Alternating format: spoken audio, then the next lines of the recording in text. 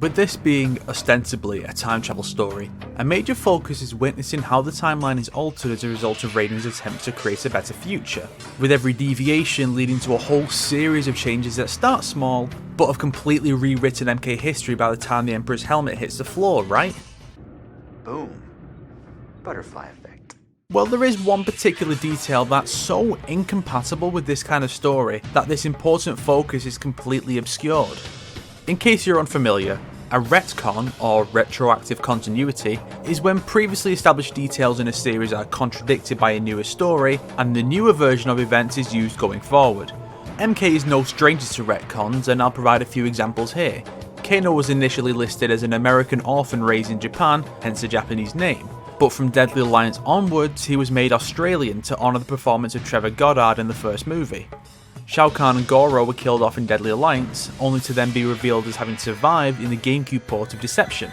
And finally, Raiden entered the tournament in the first game to prove the might of the gods, only for MK2 to then claim Raiden is and always was the protector of Earthrealm, and serves as the Earthrealm equivalent to Shang Tsung in the tournament. So how does this conflict with the time travel plot? Again, the whole concept of the story is that Raiden is changing things based on his visions, but how is a player supposed to be able to track the changes and truly appreciate how different this new timeline is when so many details are being changed in a way that Raiden's actions couldn't possibly have an impact on? In the original review I tried to keep track of them all, but I'm sure I missed tons of them.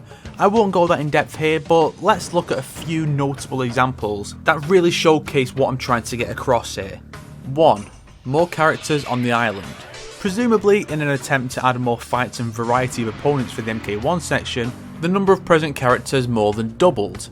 All of a sudden, Kitana, Jade, Nightwolf, Quan Chi, Baraka, Shiva, Kung Lao, Sector, Cyrax, Ermac and Jax are all present on the island when they weren't in the original timeline. And all of them are even here before Raiden first receives his visions. Now this could have been justified if Raiden had received the visions a month or more before MK1 and begun recruiting more warriors to help him change the future, with word reaching Outworld and Khan granting more warriors to Shang Tsung to help even the odds. But no, these characters are just here now before Raiden receives his visions, meaning he couldn't possibly be responsible for this and we're just supposed to accept it. And worse, there isn't even a good reason for these characters to be added here other than to pad out the atrociously paced story mode. Kitana is present to set up her relationship with Liu Kang earlier so that her later death carries more weight and helps justify Liu Kang turning against Raiden. Jade is present because Kitana is. Sector and Cyrax are here to showcase him as humans and establish Cyrax's feelings on the direction the Lin Kuei are heading before his conversion. Kung Lao and Baraka are here because of Shaolin monks. Nightwolf is here because he makes sense as an opponent for Scorpion due to being in tune with the spirits. Quan Chi is present because they need to set him up as the main villain. Shiva has no reason whatsoever, and Ermac shouldn't have even been created yet. 2. Character motivations and allegiances. The Lin Kuei are a baffling alteration here. Originally, Sub-Zero was hired to assassinate Shang Tsung by an unknown party. Even after Bi-Han's death, Kuai Liang's goal in MK2 was not simply to avenge his brother, but to finish his mission. Then in MK3, the bios of the cyborgs expressly mention that they could be a threat to Khan. The whole idea of the Lin Kuei being hired to fight for Shao Kahn stems from other media like the movies and TV shows. The Lin Kuei never works for Khan, whether run by the original Grandmaster, Sector or Sub-Zero. Similarly, Sonya isn't supposed to be here to find Jax. Kano jumped on the boat as it was leaving and Sonya went after him.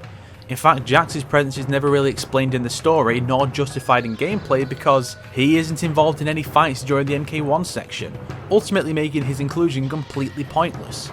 Kitana, Jade and Shiva are the same as they don't take part in tournament battles either. Speaking of Kano, his story has been completely redone as well.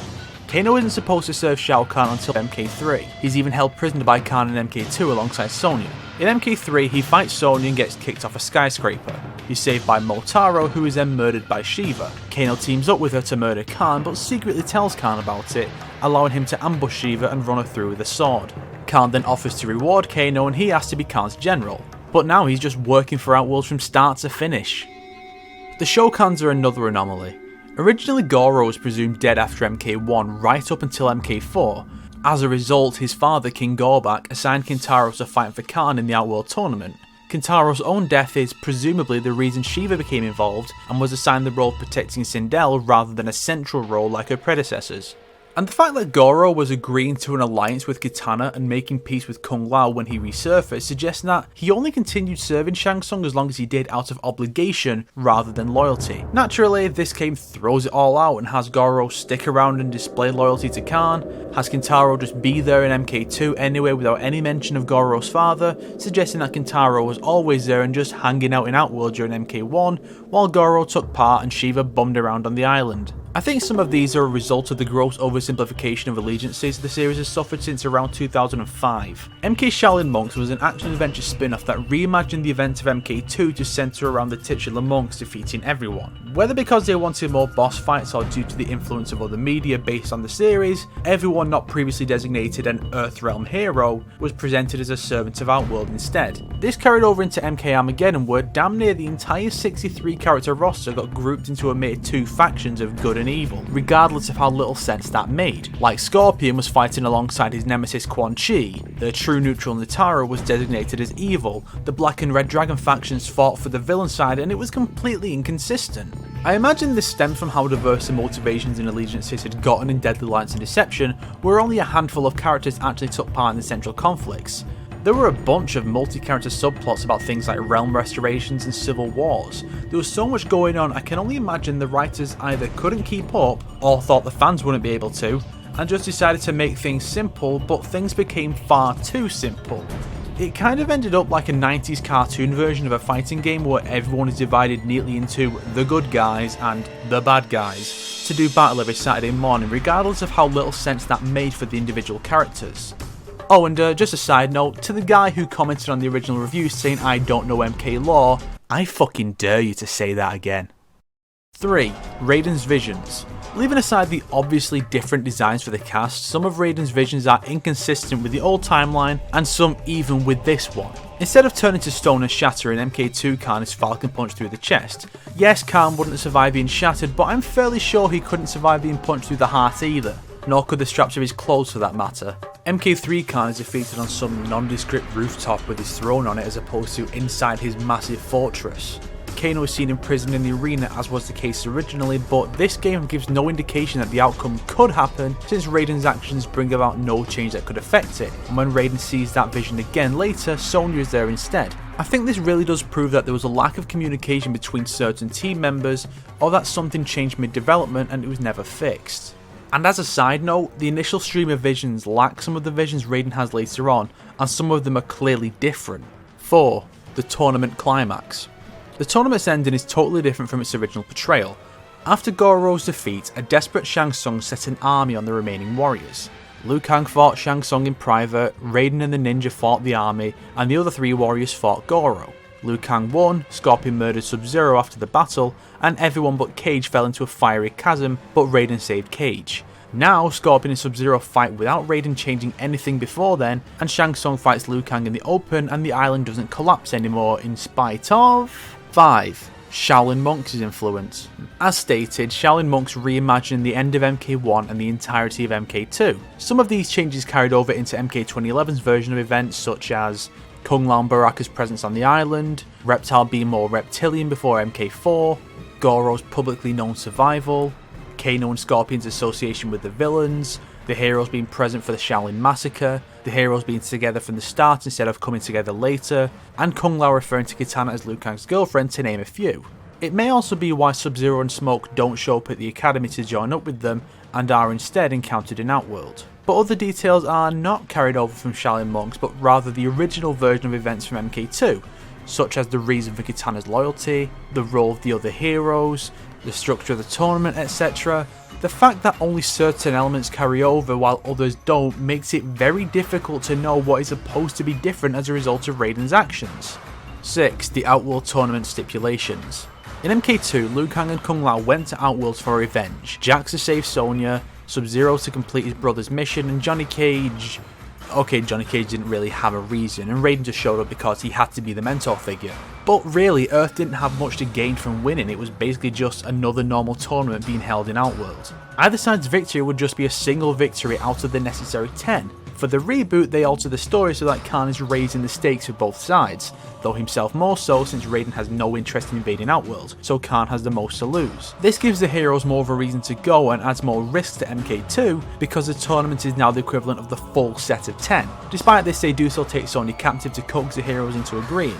They also take some Shaolin Masters captive as well instead of just killing them as they originally did. It's an odd plot point that exists purely to get the two monks out of the story for a while.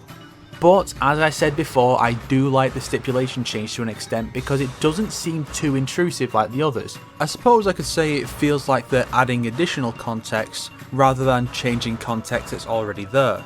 But even so, it was a change that didn't result from Raiden's actions, despite it being very easy to make it so. Have Khan become suspicious or aware of Raiden's additional knowledge and raise the stakes so we can be rid of Raiden sooner.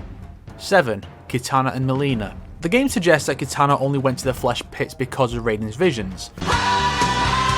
If that's the case, then what was Kitana's reason for turning against Khan in the first timeline? It can't be the discovery of Mileena later because Mileena was originally with Kitana when Shang Tsung had his youth restored. Mileena's deception bio suggests Kitana's memories had been altered and that they returned during MK2, but nothing of the sort is suggested here. In addition, Mileena now has a random childish personality that does make sense, but she was just fine as the savage woman she originally was. And again, she's supposed to have been around for years by this point instead of being less than a year old by the time she's introduced. Yeah, she's less than a year old. Just remember that the next time you crack one off in the corner over a third costume. 8. The Invasion. Pretty much everything about this story is wrong. Originally, Sindel was revived in Earthrealm so Khan could legally travel to Earthrealm to reclaim his bride, which is said to have been a plot Khan had in the works for thousands of years.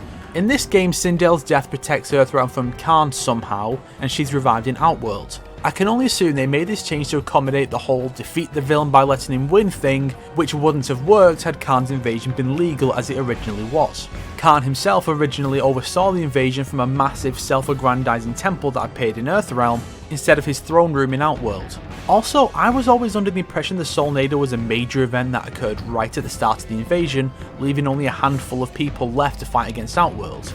Then again, the sequence of events leading up to the collapse of the Soulnado is about the only change made that has a logical flow from beginning to end, so I'll leave it alone. And Raiden being able to defeat Liu Kang is questionable since the realms are supposed to be merging and Raiden's power is limited in Outworld. It's the entire reason he wasn't playable in the original MK3. 9. Quan Chi. He should be in the Netherrealm helping Shinnok prepare for their invasion, not helping Khan with his. He should also not be Scorpion's master, it is bullshit. 10. Alternate time travel laws.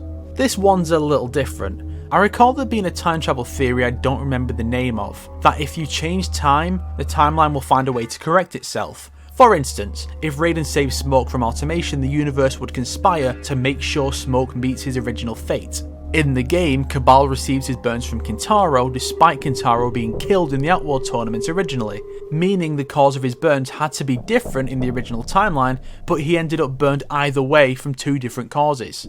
Likewise, Jax's arms are destroyed by Ermac in the new timeline. He and Sonya are only there to find Sub-Zero, and Sonya was still in prison by this time in the original timeline, meaning Jax wouldn't have gone to this location in search of Sub-Zero. So either Jax ended up in the same place in both timelines for two different reasons, the same event took place elsewhere, or he still ended up with the cybernetics in both timelines for two different reasons. These events are completely at odds with the way time travel works at every other point in the game. Sure, one could probably argue it's just a massive coincidence, but it seems so out of place and it was a perfect opportunity to shake things up more. Like maybe Jax could get different cybernetics this time, or Kabal could simply not get burned. There are others like design changes, the backstory of the Sub-Zeros, the use of the phrase Deadly Alliance, and Sonya's father suddenly being dead, but if I went in depth on all of them we'd be here all day. But before I wrap this section up, I'd like to discuss one last thing in regards to the game's bad continuity.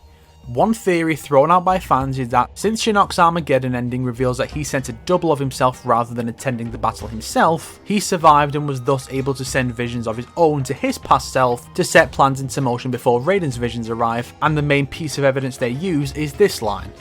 Your plan worked to perfection, Lord Shinnok. This is supposed to explain why so much is already different before Raiden receives his visions. It's a good theory that probably would have made me rethink my entire view of how the time travel aspects were handled had it been revealed at the end.